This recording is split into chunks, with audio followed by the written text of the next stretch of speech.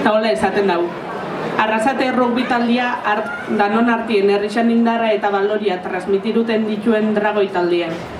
Neube akordetanaz, rugbisa gurera hile gauzien urtiekin. Kirol berez izan, ezagutzaguna guretako. Jesus Jauregik ekarri hauen geurera 1972 urtien. Arameixoar honek Madrilen jokatu egon lehenengo, en el Cisneros, eta Mondragoko atletismoko taldeko partaide batzui bota eutzien rugby taldia egiteko proposamena, eta eurak onartu. Holan sortu zen 1972ko martxuan 6an Juventud Deportiva Mondragon taldia. Orduan Juventud izango zana, baina honezkero neumoruen orduko gaztiabe adintxo bat eukiko daue.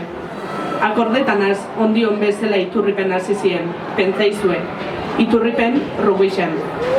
Hasieran berdez eta zuriz jasten ziren, baina 70. hamarkada bukaerarako Arrasate horrandako hain berezgarriak dien koloriak ibiltzen hasi ziren, txurixa eta ubela.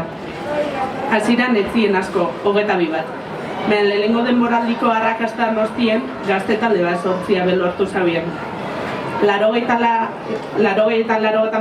hamarkada gora beratxu baten ostien, jeitsiera postuek eta 2 urteko etena indagero, Agustin Aranburuk 1987 osterabe bultzatu eguen taldia. Eta 80. hamarkada hasieran Iturripetik Garagartzarako atxabalpen entrenetan hasi ziren geure dragoiek. Azken hamarkadetan, barriz, geure taldiak itzelesko aurrera pausuek emun ditu.